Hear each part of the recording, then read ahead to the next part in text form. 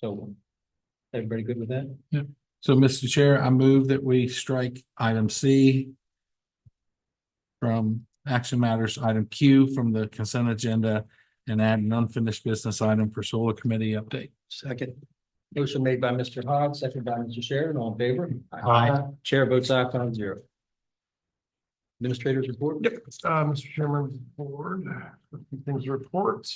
I also want to welcome a few new employees, Taylor Campbell. She started as a benefits program specialist August 19th for the Department of Social Services.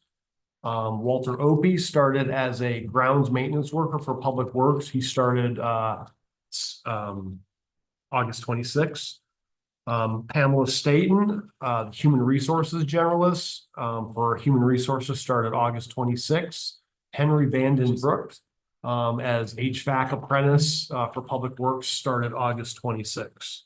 And want to certainly welcome all those new employees to county staff. And then just real quick, we just have some upcoming meetings. So Wednesday, September 18th, we have a 6 p.m. regular meeting. Wednesday, October 2nd, we have a 5 p.m. regular meeting. And then Wednesday, October 16th, we have a 6 p.m. regular. Happy to answer any questions on the board. Questions? Is he related to William? Yes. Thought so. Walter's a whole. All right. Anything else? Nope. Great. All right, we'll have our first round of public comment. Anyone wishing to address the board, please come to the podium, state your name and address. Please remember to keep your comments to 5 minutes on topic and direct to the board. Anybody wishing to address the board? Seeing none, we'll close the first round of public comment. Next item is presentations. Item A, VDOT quarterly report, Mr. Scott Thornton, Residency Administrator, Louisa Residency. Chairman, board members, staff, how are y'all tonight? Good. So I've got a fairly light report as well. And then just one thing, I think the report that you have, each of the board members has a copy of Yes. it in front of them. Yeah, we were a little bit delayed. My apologies with the holidays and kind of the end of the month running like it was. So you have that report. It is not in your packet, and I also have an extra copy up here for staff when I'm done. So our maintenance crew's been working through normal summer activities. You may have noticed primary mowing has been completed throughout the county. Our secondary mowing is ongoing. We're probably about 80% complete through the county right now, continuing work on that. Our scheduling resurfacing is completed, but we are having some pavement remarkings done, and that should be going on through the end of October, mid-November, which is typical for this time of the year. Traffic studies has been provided by the board for Route 15, Route 6, as well as Dottie Creek. Those are all ongoing right now. And we don't have any active construction bridge projects at this time, although there are a few being looked at for Route 672 in the coming future. Did want to spend a little bit of time previewing the upcoming transportation alternatives and revenue sharing funding cycle that's upcoming. So the pre-application period for that starts April 1st of next year and runs through May 31st, with full applications being open from August 15th to September 15th of next year. So we're looking to start having meetings for that cycle towards the end of the month in my office. So staff will be getting some emails for those meetings, probably looking the week of September 16th, 17th. There are a few changes to the program this year. So all TAP projects must be in the capital improvement plan for the localities. TA funding is also capped at $2.5 million. This is not a cap on the total cost, but just a cap on the match. So if the project is higher, it's going to require more of a local match. There's also they're not going to allow localities to reapply. So if there's a poor estimate, so used to be you could apply for additional funding in a subsequent cycle. They're not going to allow that anymore. So that's another one of the things for these meetings is we're going to talk about really nailing down that estimate as well as building in inflation adjustments moving forward. There's also going to be a section for what they call reasonable progress requirements. This has things in it like 50% of the PE funds must be spent within the first 2 years. Invoices must be received at least quarterly. There are other items on there, and I didn't want to steal our local assistance group's thunder for providing y'all everything at this meeting. There are also going to be, after we have a meeting in September, there are going to be district visits in October where our local assistance folks, as well as our programming planning staff, are going to come down and visit with the localities. One of the things we had talked about is internally to VDOT, we can sit down and meet and talk about an intersection, pull it up on a map. But myself and the other resident engineers in the district, we really felt like it's a benefit to sit down, meet with staff, go to that location, meet with anybody to really get an idea of what the problem we're trying to solve is. And then if there is a request for assistance from VDOT, whether that be in the design, the estimate, administration of the project, we're asking that those requests be in by about mid-November, November 15th or so. And all this is again going to be discussed at that meeting, but I did want to kind of preface that because I know, folks are starting to think about the budget, get those things in the plan, especially with pre-app being right around the time most localities are going through the budget cycle, so that we can be thinking about those projects and kind of getting those, to kind of prime the pump for that discussion for those meetings in September. So, if you have any projects that would be, transportation alternative revenue sharing, those are like 50% match or your 80-20 matches, send them to me or send them to staff. And that way we kind of have that discussion and get those projects in line for the visits in October. So that's bulk of my report. I'll take any questions with you may have. I have a couple of, whenever the board's finished. I'll let you go first. I'm not full, Fred. Okay, I'll go first then. Thank you for getting a sign on Taylor Ridge Estate on the entrance off Route 53. I had two others that I forwarded to the chair. If you could look at for me on Lake Monticello Road, which is State Route 618, at the intersection of Manor Boulevard, which is County Road 1110, there's no 25-mile-an-hour speed limit sign as you enter that neighborhood. And the same thing holds true off Lake Monticello Road, State Route 618, and Village Oaks Boulevard, which is County Road 1115.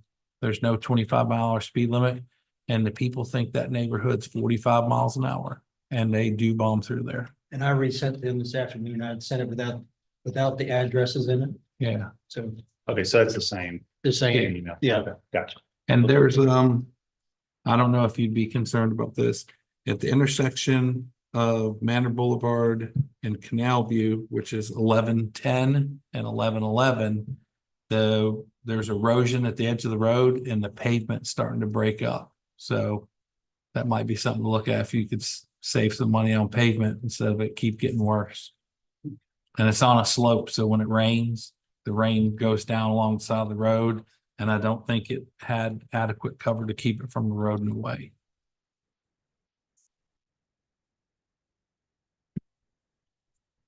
Take a look. I know we talked about this before. I think we talked about it with you. Carriage Creek. Mhm. Just a number count.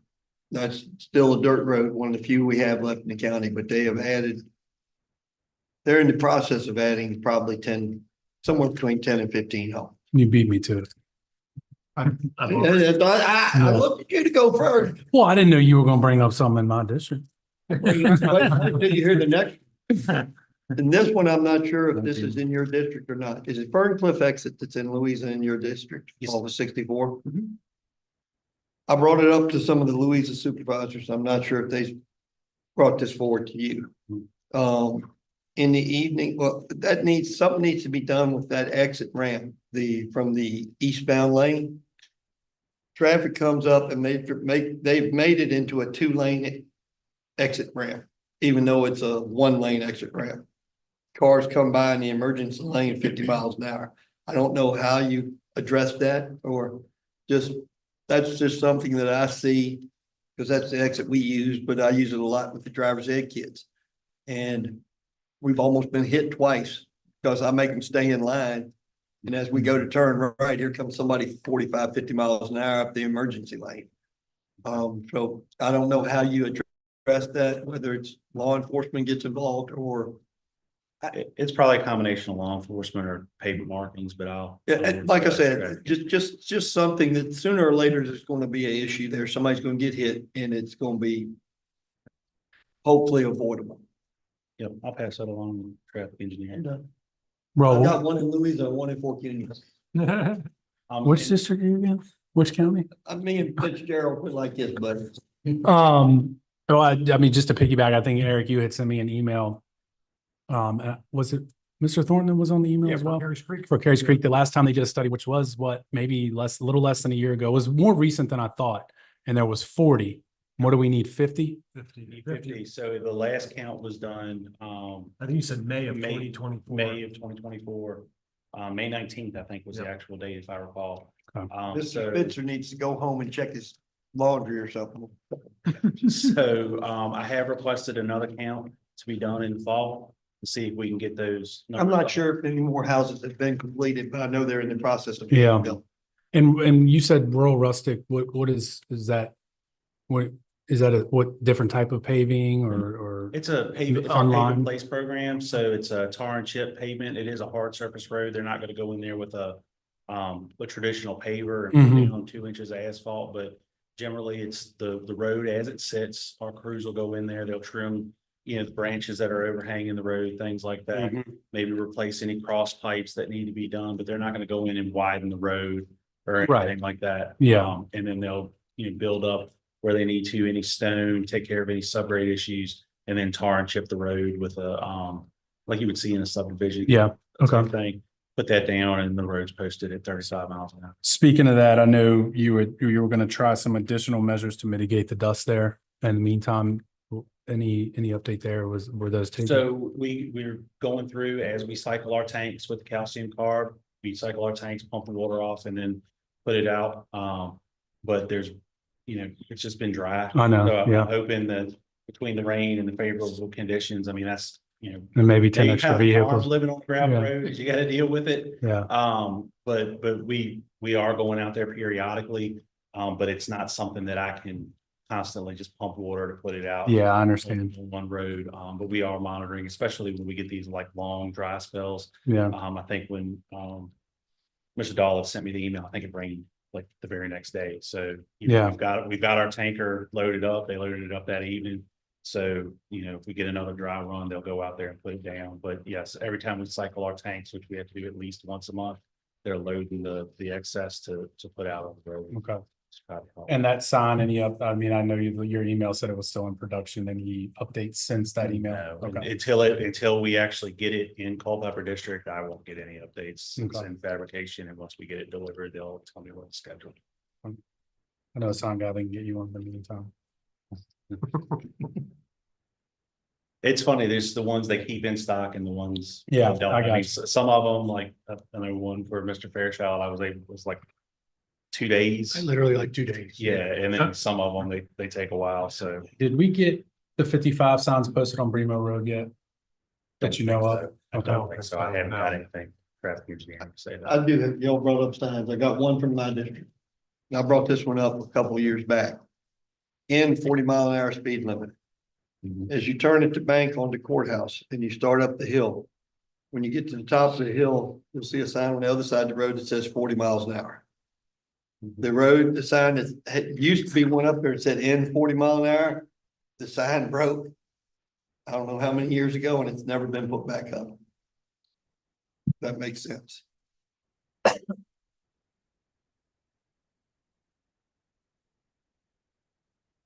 It's right, I guess, probably 200 feet west of the intersection of George's Mill and Courthouse.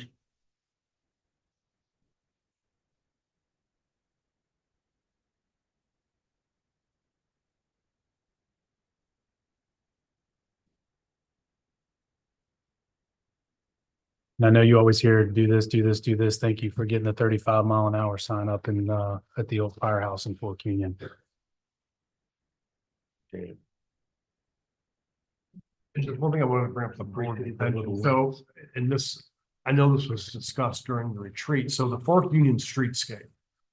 So when the project was originally done, and it was if I remember correctly, the original grant that the county got was a TAP grants. Gosh, back in 2013, 14 or something This is like. back the first year I was on board. Back. Yeah, and so there was a portion, so when it was put out to bid, there was only so much money, and there was a portion between Pettit Foster and Academy Road that was an ad alternate to the original project. That part was not completed, or was not. The bid to do that piece, the money wasn't there, so the board never finished the Pettit Foster to Academy Road sidewalks and streetscape project. But the plans, the design, and everything looks like everything is there, ready to go. So the question is, I know there's a thought to, move more of the Fork Union streetscape process forward.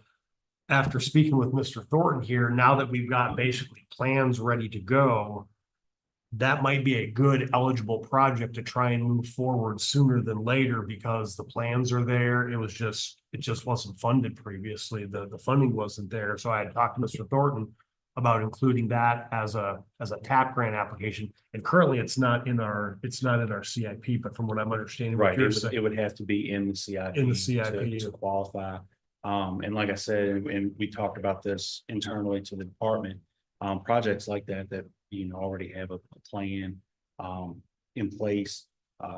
Will require minimal things, just updates to the estimates, updates to make sure the plans and the details have ADA requirements that meet standard, those things.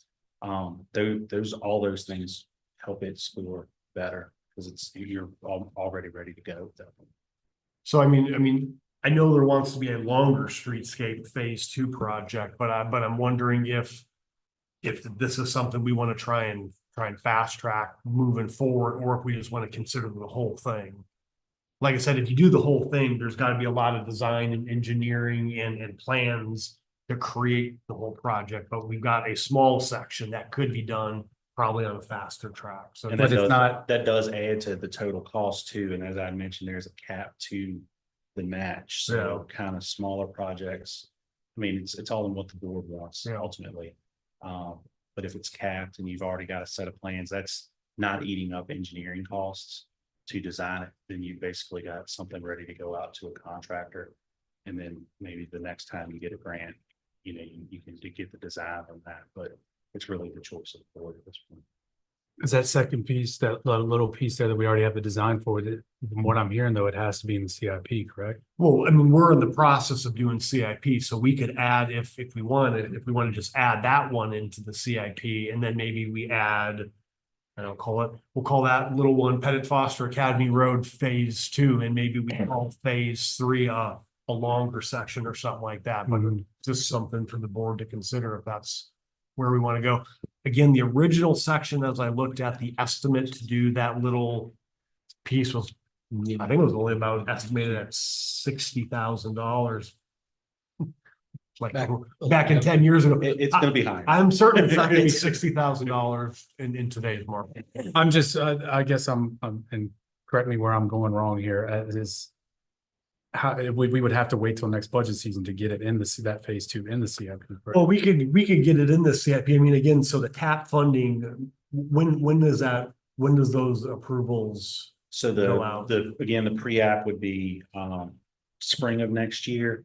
And then you're looking at the final Oh, application okay. cycle. So we would have it in, We would- yeah, okay. So it basically, you've got smart scale in the even years, it's having revenue sharing in the Okay.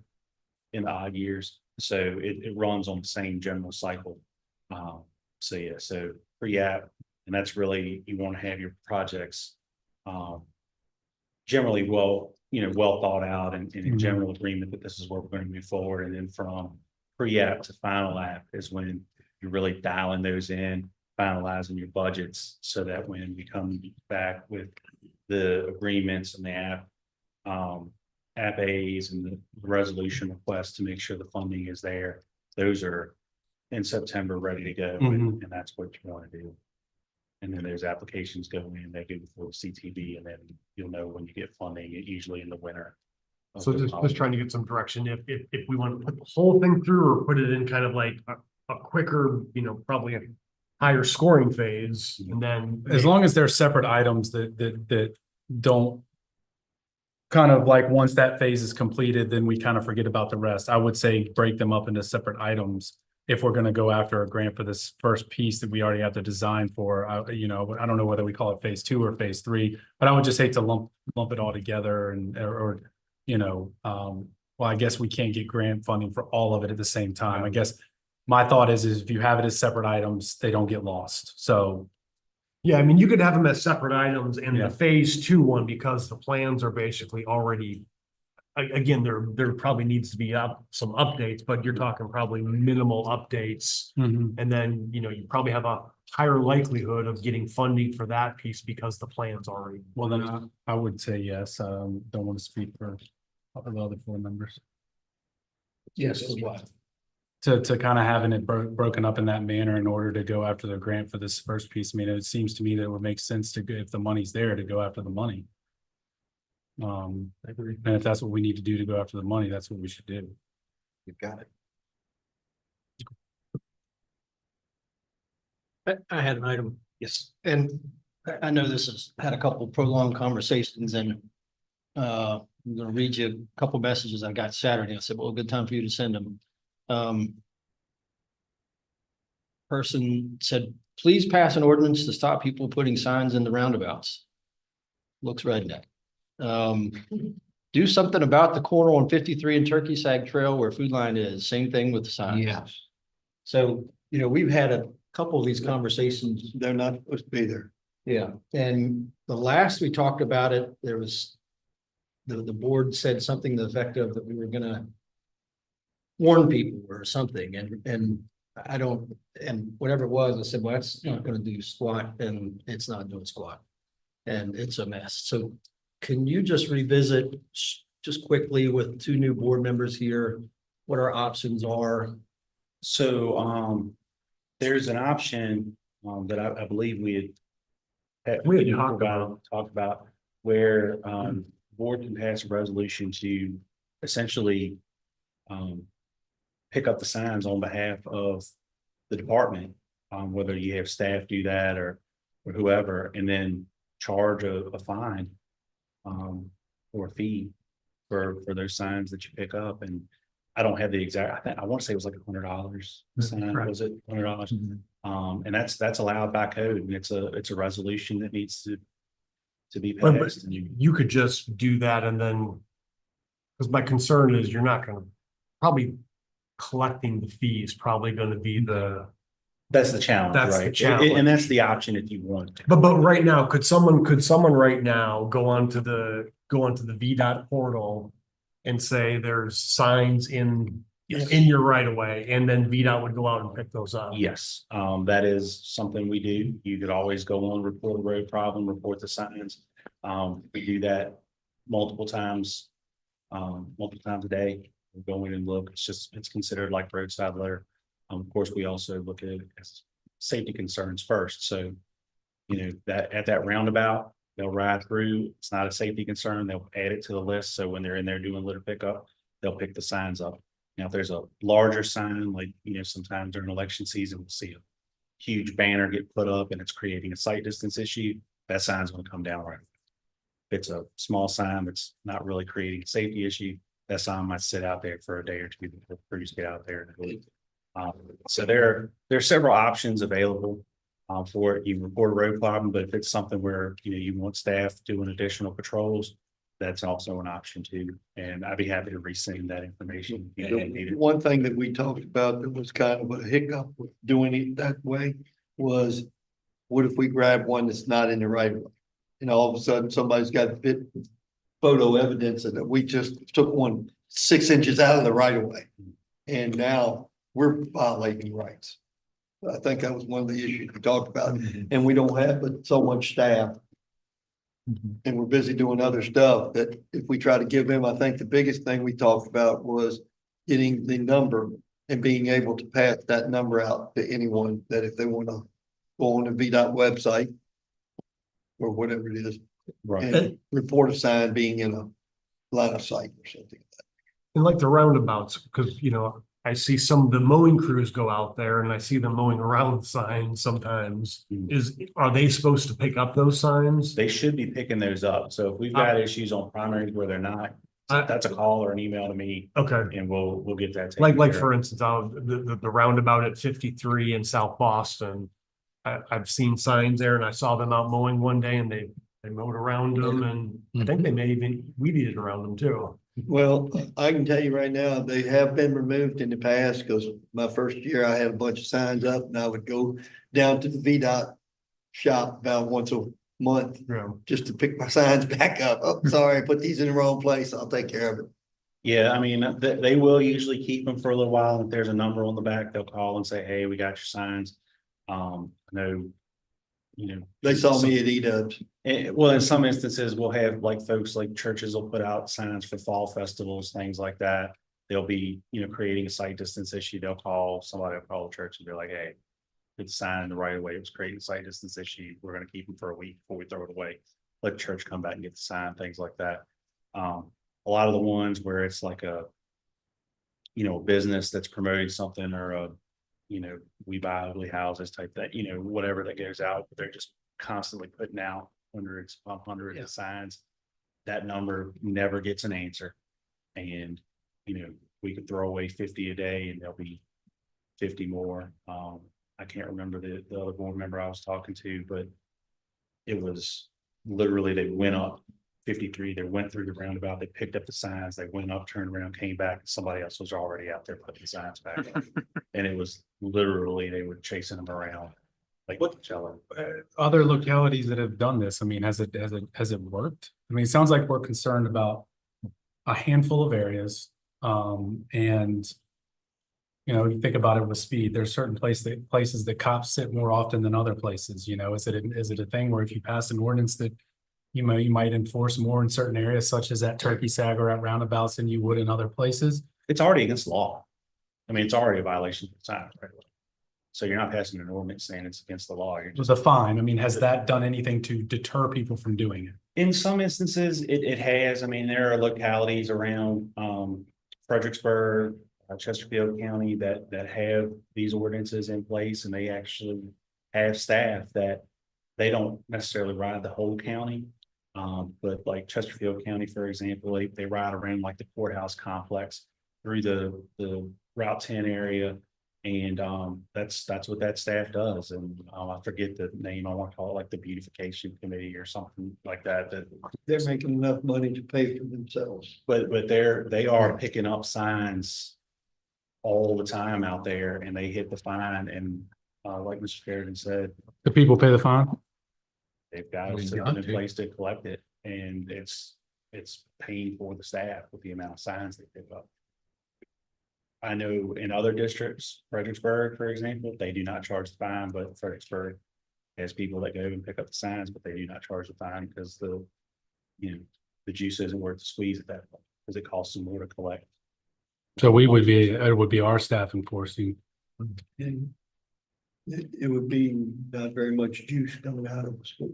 I mean, the only thing, going back to the right of way discussion that was discussed before with the board, I mean, if the board did something, I mean, I guess the one area that you could almost say is definitely in the VDOT right of way is roundabouts. Roundabouts. Right. I mean, that, I guess there would be no ambiguity of is it in the right of way or not, but I mean, I think that was some of the concerns there are elsewhere in the roadways and stuff. I mean, I would, if the board chose to do it, my recommendation would be to do it in targeted areas instead of trying to do it countywide. Because you would get into a situation on a secondary or even some of the primaries where it's variable with right of way. That way, if you had a targeted section, we could provide that right of way width in that targeted area, and then that section gets patrolled. But then the question becomes, is that I don't worth care it? about that section and not our section. Or will be the question that I get asked. All the signs calling it. Says what? I'll put a sign up that says here's the person. We could put a sign out that says, "Don't put your signs here." As long as it's not in the right of way. Hey, get me to cut it in the grass, no signs. I mean, clearly, places like Turkey Sag, 53 are the chronic places. So to say, well, why don't you do it at mine? You got to deal with where it's most prominent if you can. And if we did it in say, for example, there, we would just have to check what the setbacks are once to be able to know from then on what we're dealing with. It's not like a hunt and peck with all the different ones around the county. And it's trash. I mean, it's to the point where it would not shock me if if you're coming down from Lake Monticello at Turkey Saga 53, if there's 15 signs on right there. And There's at least 15 right now. yeah, But and are they on the right of way or are they on personal property? They're in the I right. would pretty much guarantee you that quite a number of them are on. And what happens when they turn and move them back onto private property? Then it's up to the property owner and Like I said, my biggest fear is that it's in that gray area that's close and we all of a sudden remove 10 political signs, let's just say political, not so much the ones you're talking about, Yeah. the houses or the roofing or the old junk cars. But we remove 10 political Yeah. signs and then we get sued by the candidate saying these were on private property and you removed my sign. yeah. I mean, we're not doing anything. We keep, You would have the staff Especially members take a concerns. picture of the signs before they remove them. So when I was in Warren County, we had the agreement with VDOT, we had our zoning administrator go out primarily on the entrance corridors to remove all the signage. He'd put them in the back of his truck, keep them for a month, take pictures. We never actually took anyone to court to collect the fine, but it did help beautify the county, the entrance corridors at least. And you knew on the entrance corridors, you know what the right of way is. Yeah. So it's easier to know. They're within the I right of mean, way. if, so for instance, if you get if you get a call from the county or someone puts something in the thing that says, talks about signs, I mean, what is your all's process to go out and determine if it's in the right of way or not? I mean, is it, Well, I mean, we kind of know where all right of way Yeah. is, just because the guys and ladies that work out there, you know, they've been out there for many years, so they'll know if it's questionable. They'll usually call the office and you know, give somebody from our land use staff to look it up. But they have, you know, files, you know, they keep in the office. We have files that we keep in the office that we know. And they'll go pick it up. I know last year when we were talking about this, I think one of the requests was, you know, for us to track it for like 2 or 3 weeks, what we would pick up. And I know between Zion Crossroads area headquarters and Palmyra area headquarters, they were picking it up anywhere from just in these roundabout areas around Lake Monticello, they were picking up anywhere from 80 to 90 signs a day. And they did a targeted push for 2 weeks where I literally had crews just circling the lake, picking them up. So it's a lot that gets put out there. And I think the hope was, if we were just like taking the push, they would stop putting the signs up, find somewhere else to put them.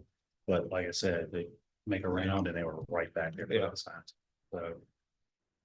so what are we saying? I mean, we can, if the board wants us to, we can push it out to the public. We could certainly submit stuff to VDOT on. Yeah, and we'll continue to pick them up. On I'm a not saying daily we're not gonna pick basis, them up. yeah. We're gonna continue to keep doing it.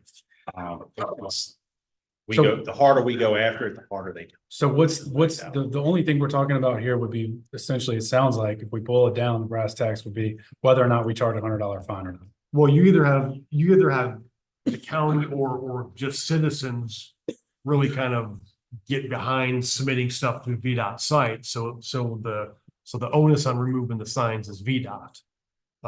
Or you do some type of resolution or ordinance or whatever you have to do for the county or county staff to have to do the sign removal. And then you'd have to determine you want to charge a fee or not. So if we did that, would VDOT then no longer be enforcing it and we would take on the enforcement? Correct. The county staff would be the ones removing signs. We signed the agreement with VDOT and passed the resolution. That seems to be putting a lot of pressure. I mean, I understand in theory, like if VDOT was still pulling up certain things, but if VDOT's just gonna wash their hands of it, if we take it on, we have to ask ourselves if we have the capacity to do that and to do it in an efficient manner. You know, But VDOT would still pull the signs when they're doing their mowing, their trimming operations. And then any site distance issues and things like that. So, and again, if it was targeted areas, Which is that could be part of the agreement too, right? Like, we're gonna pick up signs everywhere else in the county, but so if the Fluvanna. county took it on, we could essentially. It would be blanket, but we could have area. I go back to the speed analogy. And someone said, well, why are you enforcing this area and not this area? Well, there's some places the cops sit more often than they sit other areas. They're enforcing speed. in other areas more than they're enforcing, speed in a certain area. I mean, so if we took it on, would it just be an understanding of like, hey, we're looking at these certain areas? And I guess my question would be, Eric, what would your response to that be? Is that something we can undertake at this point?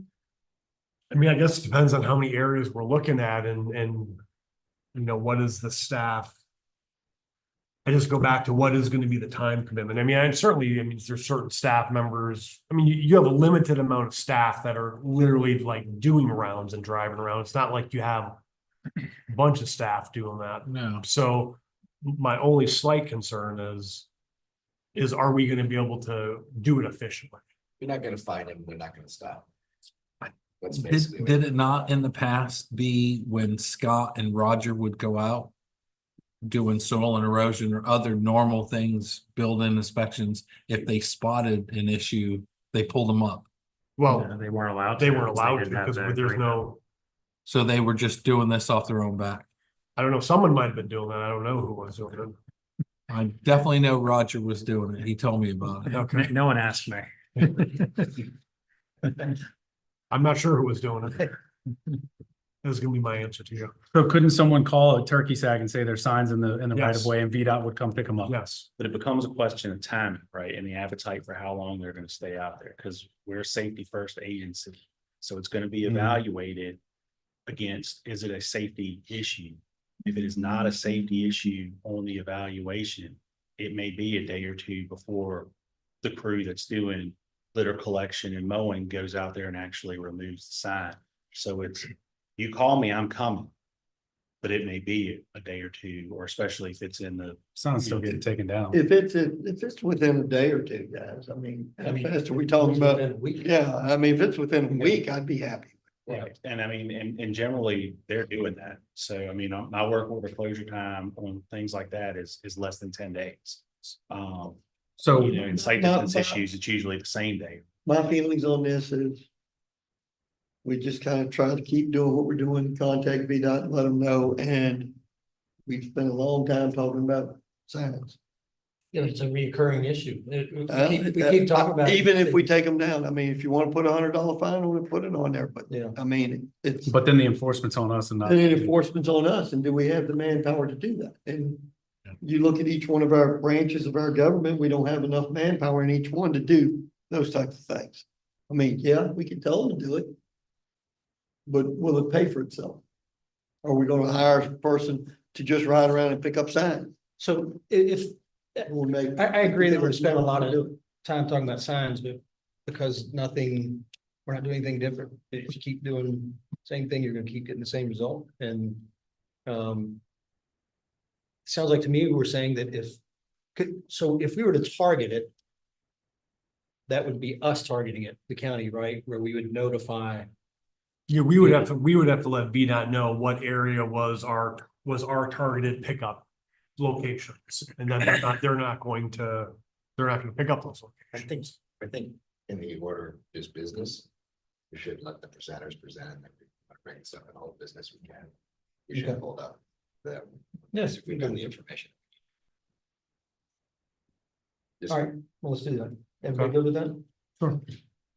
Thank you. Yep. And if you need any information on this, feel free to email me and I can, provide you anything or staff. So, Great, thank you. have a good one. You too. Happy to discuss that. Yeah. Yeah. No, I agree. All right. Item B, 2024 Thomas Jefferson Planning District Legislative Program Updates, Mr. Blount. I enjoyed the conversation. I understand you have an agenda. Afternoon, it is still afternoon, Mr. Chairman, members of the board. Always good to be here with you all and appreciate the opportunity to be on your agenda. Also appreciate what you all do, your interest, your advocacy in the legislative arena. I wanted to spend just a couple of minutes tonight, if I could, just bringing you a very brief legislative update on a couple of different items, and then talk a little bit about the regional legislative program as we move forward into 2025. Always like to talk about budget first. The state budget, it took us again a little bit longer to get a budget this spring. Came about in May, and you've probably heard within the last month or so the announcement of the close of fiscal year 24 at the state level. There was another surplus exceeding $1 billion. And I have already been hearing that as we move into the process of amending the state budget during this upcoming session, that they'll probably be looking to bump up the projected revenue. So it appears that for the General Assembly, when they start looking at the governor's recommendations, they'll have some additional resources to work with during January and February. The budget process is underway. You know how early it begins here locally. Same thing at the state level with the agencies looking at what requests they might want to make for changes to the state budget. That'll work its way over the next couple of months through the executive branch. And then I think by the time we get to December the 18th or so, the governor will be proposing changes to the current 2-year state budget. And then the General Assembly will take those up when it convenes in January. So always know there's a lot of interest in the budget. So we'll be keeping an eye on those developments. Yeah, can I make one comment right here? Sure. I'm gonna steal from one of my colleagues on the board of directors, or you used to be on the board of directors. You don't have a surplus until your bills are paid. Oh, I agree. And looking at that first sentence, the bills aren't being paid. Yeah, that's right. Yeah. Probably know the name Walter Stosh, who's a longtime senator from Henrico County, chaired the Senate Finance Committee. He always talked about the bills in the drawer, and that's what they should be, focusing their attention. So, yeah, it's interesting, because the surplus, call it that. They've said how it gets spent, but it's not coming back to, things that we may like. It goes to different things. Legislatively, in terms of bills, there's I think a number of things are going on now this summer and into the fall that may in some ways drive some of the discussion during 2025. Seems like there's a lot of committees and JLARC looking at a number of things. There is a subcommittee that's going to be taking a look at the JLARC K-12 education report from last summer. They're actually having their first meeting next week. JLARC is busy. They are looking at the state's implementation of broadband, which we've been heavily involved with you all in Firefly on that. And both Gary Wood and myself have had an opportunity to talk with JLARC staff about that project. They're also looking at data centers and many impacts that data centers could pose. And both of those reports are going to be given sometime, I think, in November or December. There's a state commission, individual legislators, other stakeholder groups that are looking at energy generation and siting. I know that you all have been rolling up the sleeves and have been very deep into that, and will continue to be in terms of your solar siting discussions.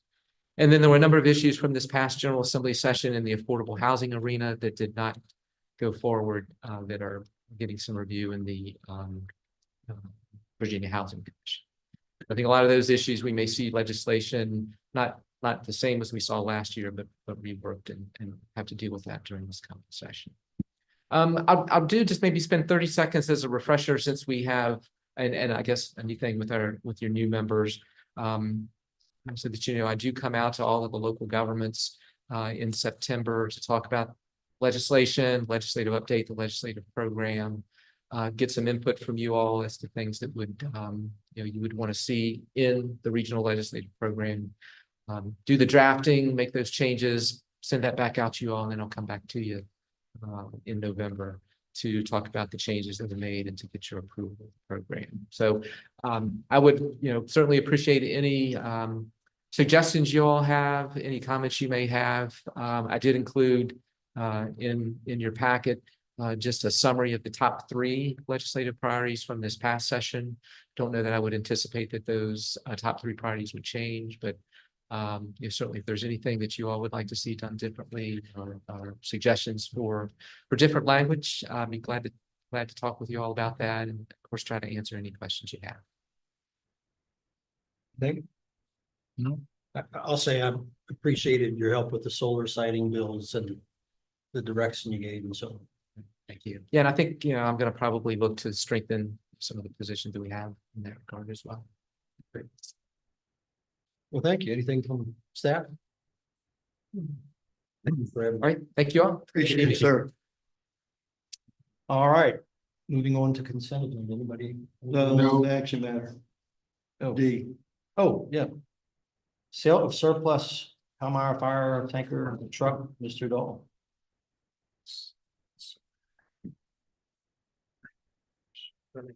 All right. Real quick, I'll just give a quick update. So again, Palmyra Fire ordered a new truck in January 23, a fire truck, was funded in the 22 CIP. A replacement apparatus was deemed surplus, which is a 2000 Freightliner tanker. And again, it's general practice in Fluvanna that surplus, and it's also policy too, that surplus property be sold at auction, generally through gov deals. And then so under our policy, county policy 4.3 surplus property, and under 4.3.6, more specifically, surplus property and surplus vehicles, the disposition of surplus property by sale, exchange, or trade. All sales of surplus property and surplus vehicles shall be based upon competitive principles, and if feasible, shall be sold on the basis of competitive bids to obtain the best price and ensure that the county receives fair market value. As the board knows, Drake's Branch Volunteer Fire Department, which is in Charlotte County, made a request to purchase one of the Palmyra tanker trucks that the county has as surplus. And again, Drake's Branch asked if we could bypass the auction process and sell directly to them because they had an emergent need and limited resources. From the last board meeting, the board wanted staff to kind of get some idea of what fair market value was for the truck. So the county reached out to Fesco Emergency Sales. We have purchased apparatus from Fesco previously. And so they gave us a used vehicle proposal, which values the vehicle at $26,000. So options before the board for the sale of our surplus property is one, you just strictly follow what the surplus property is. And so we would sell it as we normally have under gov deals, and then whatever price is set, that's the price that we sell it for. Under gov deals, you can set a minimum price that you want to get for that vehicle as well. The sellers through gov deals have to pay what's it called? It's like a premium charge that the sellers pay to gov deals for it being sold through gov deals. Option two is the board of supervisors could waive the competitive principles process under surplus policy 4.3. And the tanker truck is sold at the used proposed value from Fesco, which I would consider the fair market value since it was valued at that of $26,000 or more to whatever interested party. So in this circumstance, the county would set the sales price at $26,000 or something above that price, and negotiate that amount with Drake's Branch Volunteer Fire Department. Then option three, and again, I wouldn't recommend option three, but it's an option as well. Just for the board, the county could sell the tanker truck below fair market value to an interested party. And again, while this variation on Fluvanna's normal practices, it's a variation to Fluvanna's practices. Fluvanna may make gifts, so to speak. So if you sell a piece of equipment for less than what its fair market value is directly without a competitive process, you're basically gifting that portion that you're not getting the value from to another agency. But the county could do that. So those are really the three options in front of the board. Stick to the policy, sell it for at least the $26,000 or more directly to Drake's Branch, or you could sell it below. And you want to add anything to that, Mr. Witten? No, I mean, you have the three options in front of you, basically the policies in your packet. So option 2 or 3, you'd be waiving the policy. Yeah. And determining if you want to offer it at fair market value or below fair market value. So I think if I recall, there was a number put out there somewhere between 25 and 35,000. Is that correct, or 30,000? Or I don't know. I feel like there was a higher number that was mentioned at one Mr. point. Drew, do you want to pop up real quick? And I know some board members spoke to the chief of Drake's Branch. Yeah. I'm sorry. Maybe it was you that had mentioned last time that you know, kind of the range. In discussion that there was an estimate somewhere between $25,000 and $30,000 was where the discussion, that was prior to the actual written agreement that came in from Fesco's putting the actual amount at 26. Right. Because I think there's a few things that have to be done to it. There is some repair. I don't exactly know what it is. Repair, but there's repairs that have to be made. Right. You know, I have no problem doing it for 26. That's what they say it's worth. Yeah, I mean, the auction, at auction, if the variance is between 26 and 30,000. At auction, we would pay almost that differential. That's if we got that. If we got it. Well, we wouldn't pay the fees, the buy, I'm sorry, buyer- I think I said sellers before, the buyers pay the fees, I apologize, I think I said sellers. So I have a question on this. Are we selling it as is with ladders and dump tank or just the vehicle? And did the proposal come back to include the equipment on the vehicle or just the vehicle itself? The vehicle itself. So are we keeping the dump tank and the ladders? I am not aware of the dump tank or the ladders. Yeah. The request that we sent to Fesco Yeah. was for the vehicle. Not to include equipment. It didn't, there was nothing mentioned in the conversation about equipment. The pictures that were taken, the mileage, all of that, the actual quote was for the vehicle itself. And it'll be sold as is, whereas. I mean, what would we do with I mean, I know you could pull the ladder off and use the ladder at the firehouse. What would you do with the dump tank? Same thing. You always need a As a dump tank. backup. Okay. Chick, what's it take to get the stuff off? About 30. Firemen take it off at every fire scene. Yeah, The tank? yeah, The dump tank. not the It's- tank off the See the truck. left. The red bag on the side. The the red red bag on the bag side, and the we can frame. set up, it's about a 10 by 10, 3-foot I got deep tank. Portable tank. You were saying tank and I was seeing. You're thinking the big metal thing? So that's not just fit for use on that Very truck. rich. No, you set it Okay. on the ground, you fill it with water. And the Okay. engines pull up. Yeah, so me, I can pull up with my tanker and just dump my entire tanker into that thing. All right. So 2,000 gallons in 2 minutes. We're talking about, the truck. take it on. Yeah. Yeah, I'm all for option 2 at the going rate. and I am as well. That's the one where we just sell it to them for 26,000. that's the fair market That's the value. fair and they're market willing to pay value, for and, it. We- and it gets them a truck and it gets us fair market value. I agree. And it's in that, as I said to Eric, I mean, bird in the hand, it's, you don't know if the auction will get less of it. And so if it's. Motion. Well, no. Um, I said, I think you have a. motion.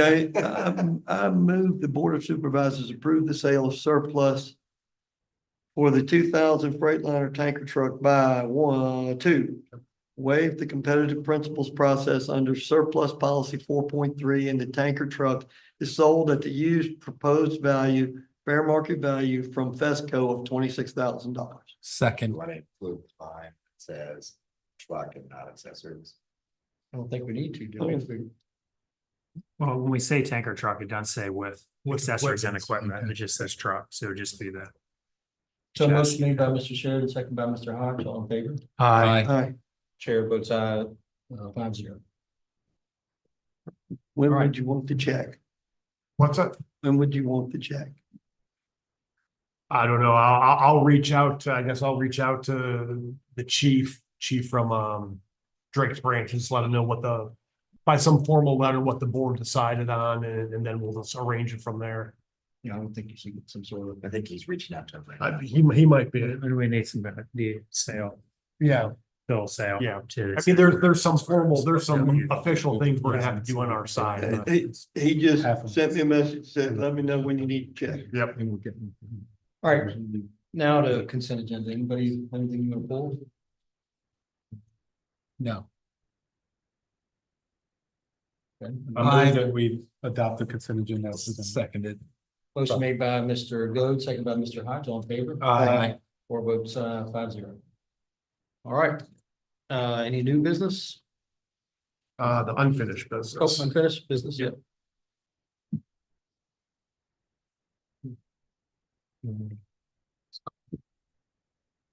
Oh, solar district, yeah. Let me pull it up on my computer. It's my- Was My district? Good understanding of this topic. Said awesome, thank you. I'm just gonna tell them you'll be reaching out to them. Yes.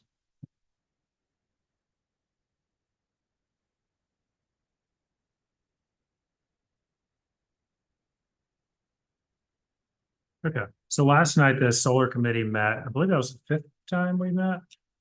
Fourth or fifth.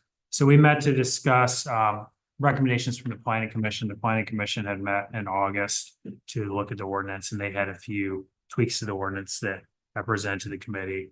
Then the committee made a few more tweaks last night. So the public hearing at planning commission will be next Tuesday, and then it'll come back to the board in October, at the October second meeting in October. So I kind of wanted to go over the ordinance where it is right now after the planning commission and the committee comments. So as you know, on July 3rd, the board approved the amendment to remove utility scale solar generation as a use allowed by special use permit in the A1 district. So the committee's been working on the new proposed S1 solar district. And at first we discussed that the district would be within a certain distance from high transmission lines, but ultimately they decided to make it as an option available countywide for rezoning. So the creation of the new district, basically, it keeps a lot of the by right A1 uses that are related more to agricultural purposes, and also many of the SUP uses that are related more to agricultural uses. Then it also under SUP has minor scale solar generation facilities and major utilities, and then also the utility scale solar generating facilities. If you have any questions as we're going along, just stop. So the supplemental regulations, that was the big section that the committee's really been working on. So the new Article 28 basically deals with supplemental regulations for utility scale solar generation facilities, or USSGFs short. So the maximum size for any solar facility, utility scale solar facility, would be 500 acres, and that would be the project area for the facility. And no more than 3% of the total county acreage, which is approximately 5,400 acres, could be used for utility scale solar. And the one change we made is no more than 1% of the total county acreage can be within each election district. So of the 5 districts, you can have a max of 1,800 acres per election district, but still the total county-wide is 5,400 acres. I've covered your whole district. Yeah, well, my district won't have any. So the other change we made, committee suggested last night regarded setbacks. So it's 500 feet from dwellings on adjacent parcels. They did make a change. It would be 375 feet from adjacent property lines and 300 feet from public right-of-ways. And it would actually be 500 feet from the entrance corridors, which are 6, 15, 53, and 250. And it'd be 1,000 feet from the James River, Rivanna, and Hardware rivers and all lakes. So that'd be Lake Monticello, Virgin Lake. And then 500 feet from all ponds and perennial streams. They would require a landscape buffer, vegetative buffer of 175 feet, which would be within the required setback and around the whole perimeter. And so they can either use the existing forest buffer, new vegetative screening, or berms, or a combination of all three. And performance bonds will be required to ensure the maintenance of the buffers. It would only be released after decommissioning. The maximum height would be 20 feet for all equipment. And the maximum, except for substations, but the maximum height for the poles and the solar panels would be 20 feet. It also must be enclosed by a 6-foot high fence with opaque screening, which would still allow access for wildlife. And the outdoor lighting would have to be shielded and dark sky compliant. And also the solar panels would be designed and placed to prevent glare on adjacent properties. So as far as signage, so basically there would only be signage at the access points, and it wouldn't be allowed on the fencing or buildings unless it was required by federal law or state law. And emergency access will be provided in at least 2 separate access points, the one thing we did remove was the 20-foot requirement on the aisles for emergency equipment. Because after discussing it, we realized that really it made more sense to fight the fire from the perimeter rather than going into the facility. And so we had a in-depth discussion about that. Construction activity would be limited from 7 a.m. to 6 p.m. Monday through Saturday. So wiring and all distribution and transmission lines would be underground, and new transmission lines would be subject to a plan development review. And all wires located on the poles of the panels would be located in conduit. If the project's 50 acres or greater, they have to have a wildlife corridor plan. And basically all areas between fencing need to be open so that wildlife can move through those areas. So a landscaping plan will be required with each application, and the intent would be to maximize the preservation of existing trees. And it would also include a tree inventory for existing trees. And the existing plant material can be a mix of evergreen and deciduous trees. For the new buffers, we prefer native and pollinator friendly plant species. And the evergreens, conifers have to have a minimum height of 8 feet, and deciduous trees have to have a minimum 2-inch caliper in the trunk. And all landscaping has to be shown on the approved plan. So vegetative management plan, they're required to show a description of the ground cover and the plan to manage that, keep it cut. And also only biodegradable soap and water needs to be used for cleaning the surfaces. As far as the E&S plan, it has to be approved by the Soil and Water Conservation District and DEQ prior to land disturbance. And no topsoil can be removed from the site. It has to be used on site. And the applicant could be required to find a third-party E&S inspector chosen by the planning director. And the other aspect we're adding is the BMPs from the white papers developed by Virginia Tech.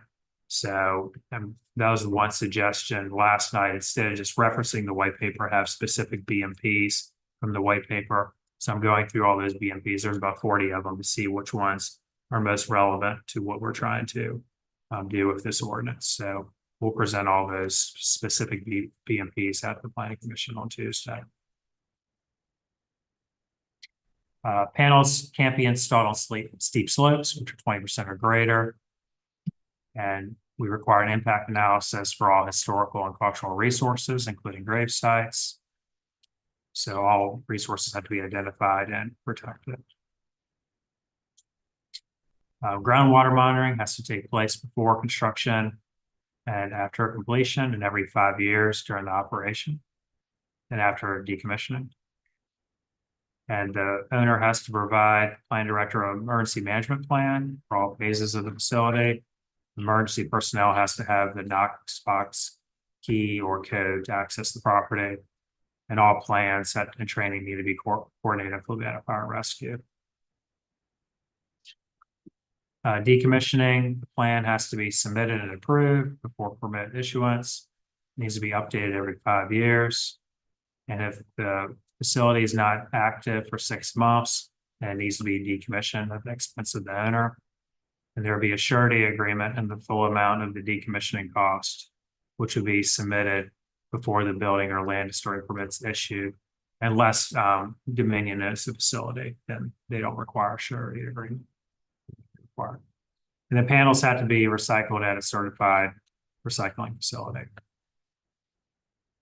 And also one other thing is the panels have to be disposed of outside the county. They can't be disposed of in the county convenience sites. Were there any questions? But one other thing in the intent statement, we added language that battery storage is not allowed, just to make it clear that that's not allowed use in the county. Can you say that part again? So in the intent language, statement of intent for the ordinance with supplemental regulations, we added language that battery storage is not allowed use. Because the way our ordinance reads, we only show the uses that are allowed. We don't show uses that are not allowed. We want to make it clear in the intent language that battery storage is not allowed use. So there's no question, no interpretation question that battery storage is a separate use from a utility scale solar facility. Thank you. And again, these are the the recommendations of the solar committee. They're gonna be pushing these recommendations forward to the planning commission, who will consider the supplemental regulations and the ordinance next Tuesday. Just wanted to give the board this kind of a little sneak preview. Again, certainly, once it gets to the planning commission, some of these items could potentially change by the time it gets to the board, but this is kind of where things lie at this point. You know, if the board is interested, we could send you the draft ordinance just for your review, just to see the entire ordinance in its entirety, if you want prior to then. But like I said, just wanted to give you a little something to kind of see where things are. And, you know, you've got a couple solar committee members here that could, make any comments if they want, or Mr. Chair, however you want to proceed. Well, I would say that if we get making comments, it's, likely lead to more Yeah. comments. So I would suggest if there are any comments, they're not very deep and short. The only point that came out of our discussion, and it was something new, was that on the setbacks, if we raise the number on the setback at any point, we have to re-advertise the hearing. If we reduce the number, then we don't have to re-advertise it. Yeah, from advertising a public Yeah. hearing. If something's more Restrictive. if you make something more restrictive, you have to re-advertise, but if you make it less restrictive, you do not.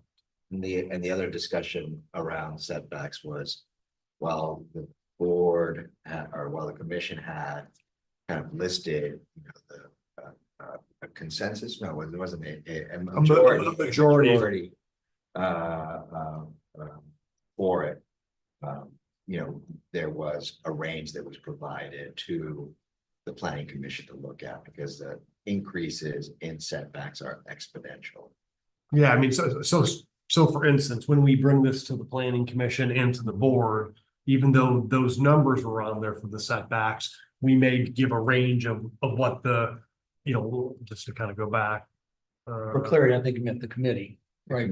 Yeah, the committee. I mean, like, for instance, on here, someone may have said 375 from adjacent property lines, but there may have been, 200 to 375, but the majority wanted 375. But we'll provide some ranges of where kind of the committee ended up on some of these Well, items. the only other thing, I actually didn't read the last slide, but I wanted to highlight, when you're issuing the special use permit, the board can waive or modify any of the requirements of the ordinance. So if the board want to have a different setback than the ordinance, you could do that as a condition within the SUP.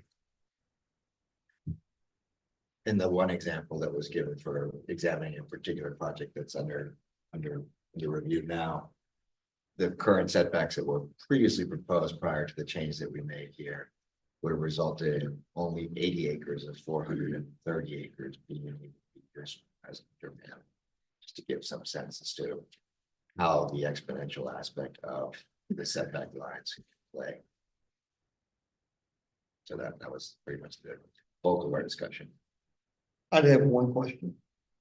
Well, I mean, more than one, but one right now to just make it. When you talk about the 1,800 acres per district, is that just what the panels sit on, or is that the whole property that's used, including the setbacks? That would be my question. Within the fenced in area. The Well, if project they just area. put the fence around the panels, it would just be the panels. But you'd Right, it does have, not include all the setback. you'd have all the setback land. So that's the same language that the General Assembly had proposed, basically 4% project area. So that's the language that we discussed, was basically the project area. So it would not include the setback area. So I think what you were asking there, just to clarify, was if you've got, let's call it 500 acres, but only Only 300 300 of it are because of spacing or this or that. It's 500, not 300, correct? No, it's 300. No, it's 300. Okay. What's within the fence? That's what I'm What's asking. within the fence. Yeah. Okay. But you also have to remember, wherever the panels are setting, we did say all the way around the perimeter, because we did have 20 feet between the rows, that there has to be 20 feet of drivable space all the way around the site for an engine, Inside the tankers, fence. inside the fence. But it should be more than 20, because you don't want them that close to the panels. If you don't want them that close to the panels, Yeah. it probably should be 60 feet. So we can not lose a fire truck. Yep. Does that make sense? Turning a corner with a long. Well, pit. not even turn the corner, right? If the if that's on fire, we don't want to drive right there. Right up against the fence. All right, anybody, anything else? I mean, we can talk about this all night. Right. That's why I said I'm just only asking one of my questions. And that was it. All right, and then on old business, let's wrap this sign thing. Is there, I mean, obviously turkey sag is an issue. If we were to create zones or areas, are there other ones that come in? I think maybe even this falls under new business, because we actually acted on this previously, I don't know. Or to, It would be under new business because it wasn't advertised. I mean, it wasn't on prior agenda. So I think it would. I apologize. but either way, I'm just, that's just. I will say one thing, going back to the fire truck. 26,000 was good, and without the other equipment, we're good. Okay, well, let's go new business and then talk about it there. What zones other than? Are there zones other than turkey sag that people would want to focus on? I mean, it sounded like in the conversation was basically turkey sag and the roundabouts. I mean, I haven't gotten any, Yes. obviously, I don't, you know, If you think from the Effort Church roundabout, it's Effort Church roundabout, right outside the Monish gate, then Turkey Sag, then the next roundabout, and they even put them in the roundabout down here. Now, I know the land at the corner, when the grounds guys mow, they tend to pull them up, except for the ones for Palmyra Arts Fest. Yeah. But it is an eyesore, and we consider 53s, you know, a historic highway. Yeah. That it just looks bad. You know, one thing I thought of when I was sitting here, and I'm not sure if there's a way to do this, but so we have something called a litter grant that we get every year. And I don't think we utilize all the funding every year.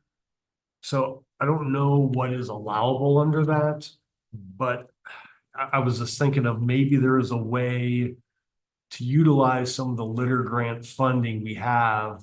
Because again, I mean, I guess you could say that the signs, if they're sitting on the side of the road, I guess technically they're litter.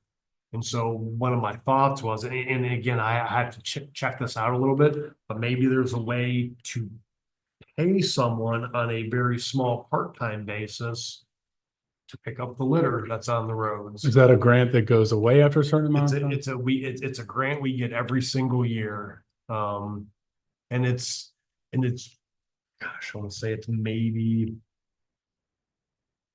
20 to 25,000 we get, and we use it for some other things, but maybe there's a way to utilize some of that funding.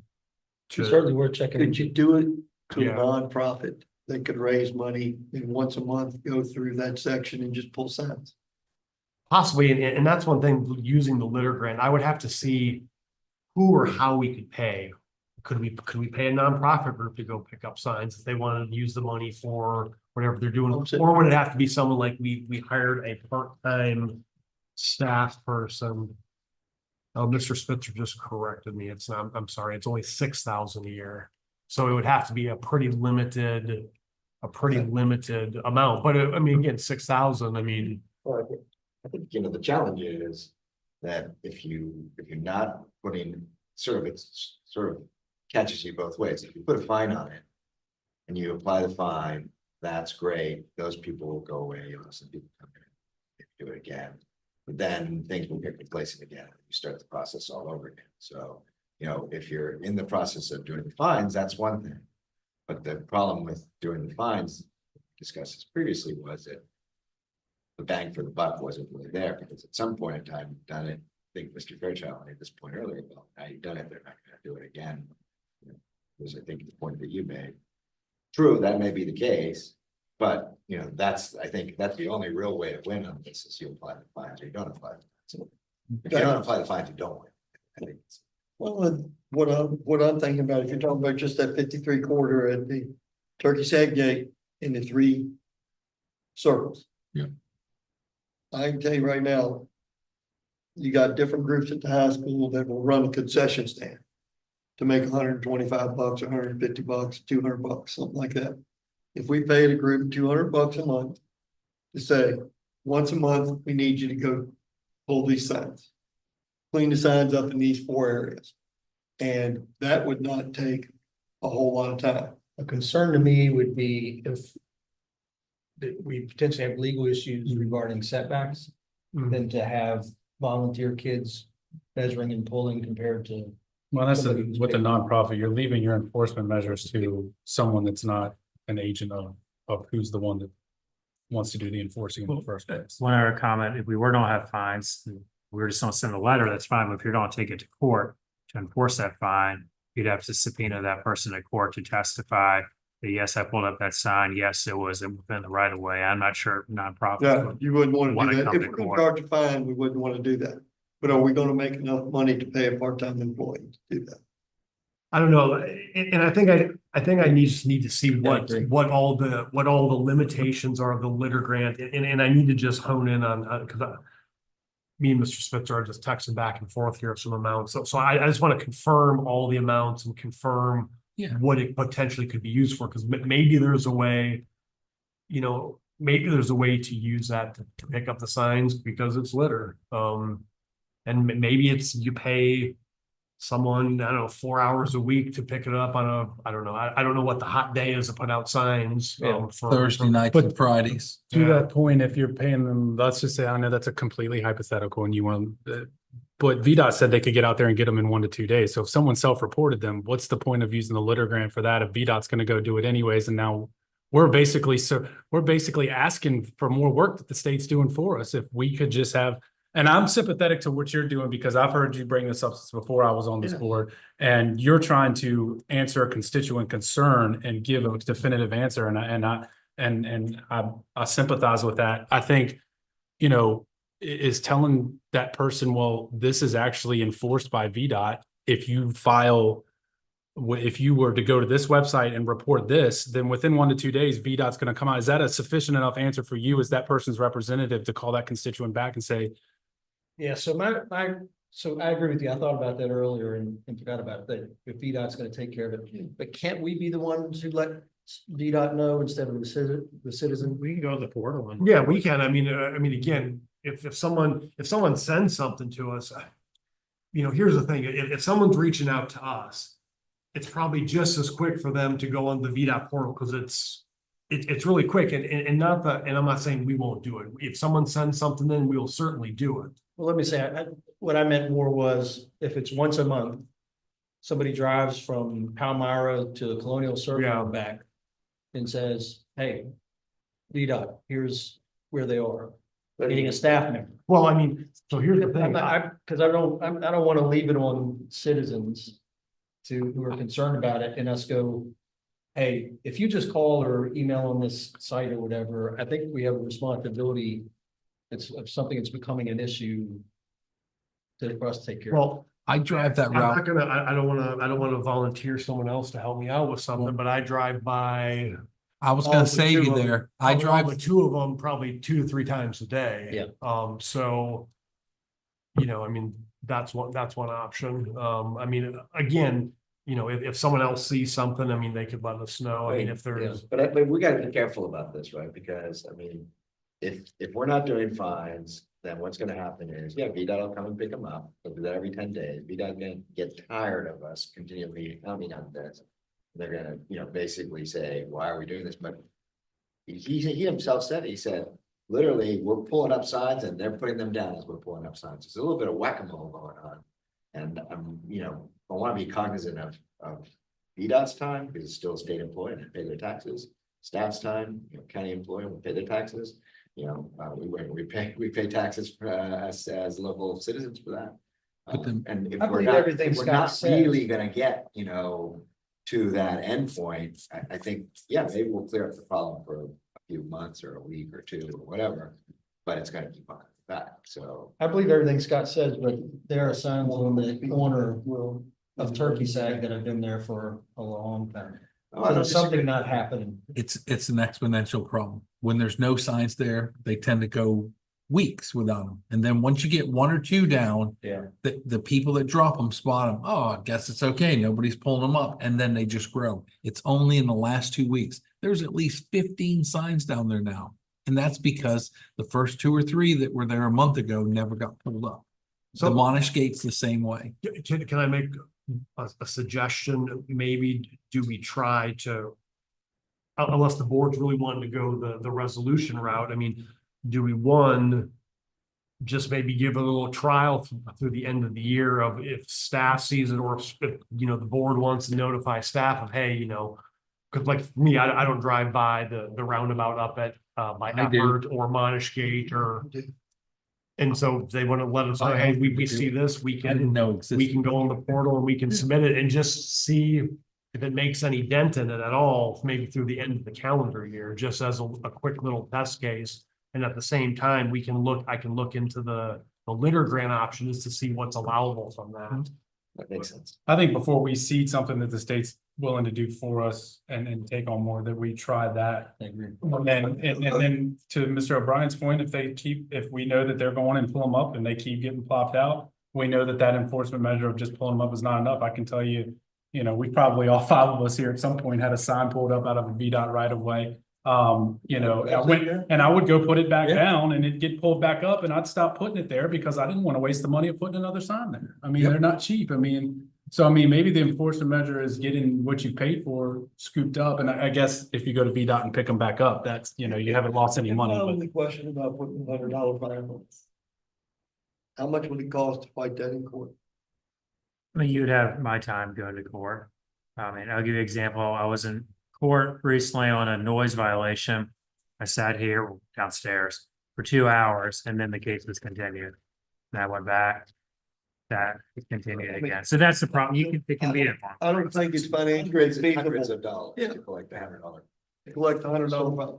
So sounds like we're saying to have staff, Put the request into the portal. yeah, and staff will review that corridor as will other. Yeah, I mean, if again, I drive by the roundabout right down here. I drive by the one that's, South Boston. I drive by, Mr. Hodge can drive by. yeah, Turkey all Site four periodically. on his Yeah. way home. Yeah. I don't know if you go 6 home days that a way. week, I'm Yeah. out on call.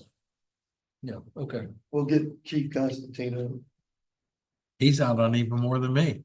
I would just recommend if a supervisor or someone else is reporting that they just let staff know, so that there's a double reporting going on. I think we should let staff know. Yeah. Let staff I think know it. a supervisor or whoever should let staff know. So that's not happening. Then it's, because if it starts becoming supervisor would, but then staff would in this case, and so on, it just becomes, I prefer it's in staff's hands. When absentee voting starts, you'll see even more signs at Turkey Site. So maybe, Just that, I think I was up in Alexandria, I think during election season. And pretty much all of the medians were sign. Yeah. I think you couldn't drive a mile without seeing 500 signs. They have staff. And they have that. We don't have enough staff to be, yeah, so maybe, I don't think we have enough staff to be doing. I think maybe as a test case, just to see, do we see any dent in the signs? Right. Doing it, I mean, again, I drive by every day, so if I see one there, tomorrow and I report it, 2 days later and they go out, I can see how quick. Cause I recognize the names on the sign, so I can see how quickly the repeat offenders are putting signs out there. All right, I think we have a direction. And We then need this. What, in December, we'll look at how. Yeah, we can do, maybe just, we can just see if we think that this process is working to put a dent or hinder those signs. Okay. But what I can do too, I can also look at that litter grant just to see if there's any opportunities, in the meantime too. All right, we will now open our second round of public comment. Anybody wishing to address the board, please come to the podium, state your name and address. Please remember to keep your comments to 5 minutes on topic and direct to the board. Anybody wishing to address the board? I'm not gonna have it, but. I think 2 times in a row I have. Tony O'Brien, 30 Chatham Lane. I just take a moment to recognize a individual that served the county, lived in the county briefly, but served the county both as a district representative for Good and LF Payne, and also served the county as a marketing and communications person for CVAC. He passed away on Monday, and he was a dear friend of mine. So I just recognize him, Greg Kelly. Greg Kelly's. Yeah. Okay. Anybody else? Seeing none, we will close the second round of public comments. We will now go to closed meeting. Close meeting. Yeah. Mr. Chair, I move the Fluvanna County Board of Supervisors enter into closed meeting pursuant to provisions of section 2.2 3711A5 and section 2.2 3711A8 of the Code of Virginia 1950 as amended for the purposes of discussing prospective industry, prospective business updates in the Fort Union District, and legal matters, contract and water and sewer ordinance. Second. Motion made by Mr. O'Brien, seconded by Mr. Goode, all in favor? Aye. Chair votes aye, 5-0. And And we're done, right here. yeah. Thank you, sir. Andy wants to go home. That's the other side, Ryan, put out signs Friday night.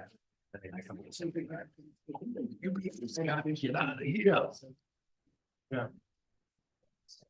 Okay, given those, I'll be coming in, so Caitlin, you want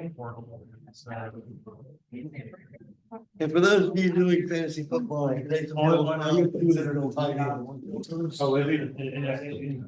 quarterback. So. We're busy, we're just in a search. How to do this on their own. This is not how. Jerry Jones. Character. Did you? I need to.